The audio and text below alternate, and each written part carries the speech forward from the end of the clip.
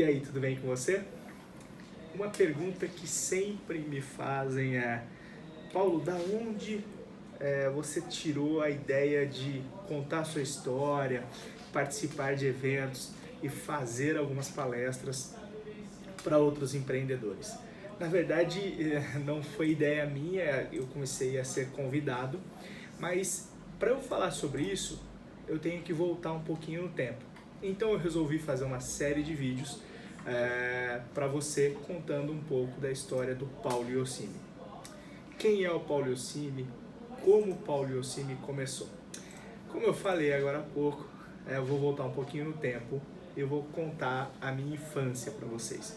Eu sempre digo que eu divido a minha infância dos 15 anos para trás e dos 15 anos para frente, por conta de um acontecimento que eu vou te contar já já. Mas vamos lá. A minha infância foi a infância de um garoto normal, graças a Deus.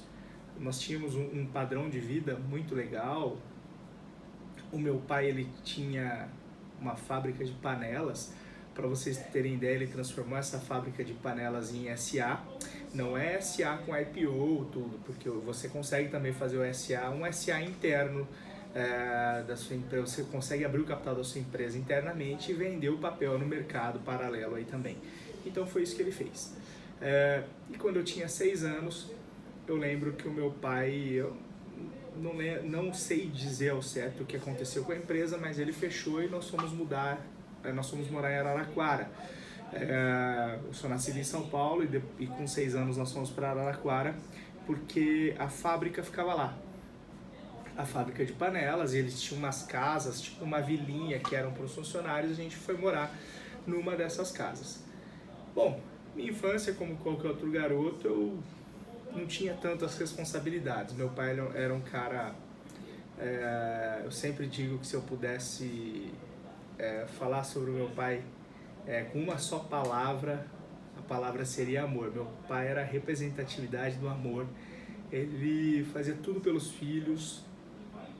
E na minha infância, eu via meu pai só aos finais de semana, porque ele trabalhava em São Paulo e ele ia para Araraquara ver os filhos. Toda sexta-feira à noite ele chegava e na segunda-feira de manhã ele ia embora. E nós ficamos com a minha mãe. Eu não estou aqui para difamar minha mãe porque eu amo a minha mãe, tá?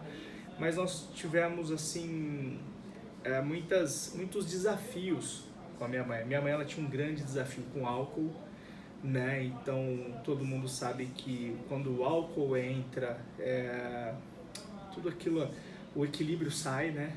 O equilíbrio, tudo que o que você tem aí de como que eu posso dizer, a harmonia, ela vai embora, né? Então minha mãe tinha um grande desafio com álcool.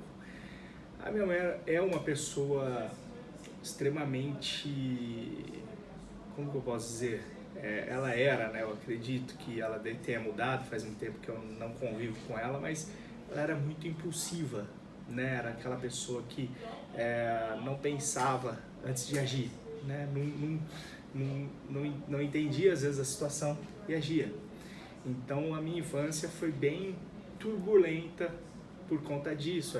Eu lembro que quando eu era criança, eu pulava o muro de casa para ir para casa de um pastor, que ele tinha 2 filhos na nossa cidade, porque eu preferia muitas vezes passar a tarde lá do que ficar na minha casa. Mas eu digo sempre que talvez se tudo isso não tivesse acontecido, eu não seria a pessoa que eu sou hoje. Enfim, eu costumo brincar que lá em casa a gente tinha a democracia parecida com Cuba, né? Porque podia ser setembro, outubro, qualquer mês do ano. Se eu escrevesse feio no caderno, com a letra feia, minha mãe rasgava, colocava fogo e batia na gente e fazia eu copiar o caderno de algum amiguinho. Mas esse tipo de educação, esse tipo de conduta rígida me ensinou muita coisa também. Me trouxe muitas coisas boas para minha vida. Claro que eu não vou bater na minha filha se ela escrever feio, mas nos ensina, né, de todas as dificuldades da nossa vida, a gente tem que aprender, a gente tem que tirar lições. Por que eu falo que a minha vida eu divido até os 15 anos e depois dos 15 anos? Para vocês terem ideia de como meu pai era, eu dirijo desde os 12 anos de idade o carro dele para cima e para baixo. Não é só para ir comprar coisas no mercado. Eu andava a cidade inteira, eu ficava com o cartão do meu pai, eu ia ao banco, fazia as coisas que precisasse. Eu ia de carro na escola. Eu tenho certeza que alguns amigos da escola vão assistir e vão lembrar disso. Eu com 12, 13 anos de idade, eu ia de carro para a escola. Eu parava o carro na frente da casa de uma amiga minha, que chama Mariana. O pai dela, ele era delegado, para vocês terem uma ideia. Aí a gente descia a pé para a escola, porque ela morava 2, 3 quadras da escola. Então meu pai era um cara muito liberal. Meu pai tinha umas coisas muito legais, por exemplo, a gente tomava advertência, ele assinava e falava, não deixa tua mãe ver. Uma vez eu tomei suspensão, ao invés de me levar para a escola, ele me deixou na porta da biblioteca e falou, depois eu te busco. Então meu pai, ele era desse tipo, né? Uma educação bem liberal e não é muito bom ser assim, né? Só que com 15 anos meu pai morreu. Dia 1º de maio de 98, eu não esqueço essa data.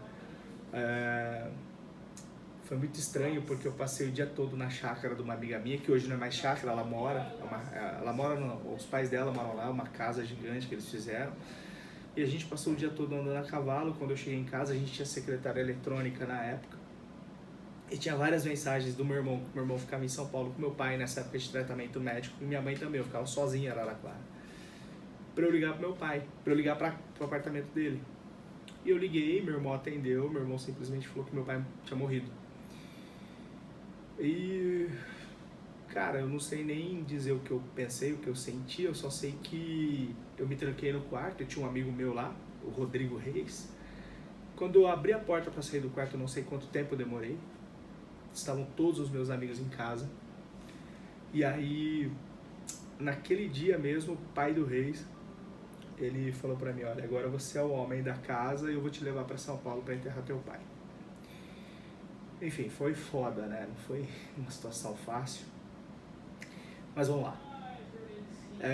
Depois de tudo isso, a primeira coisa que eu fiz foi buscar trabalho, foi para o mercado de trabalho.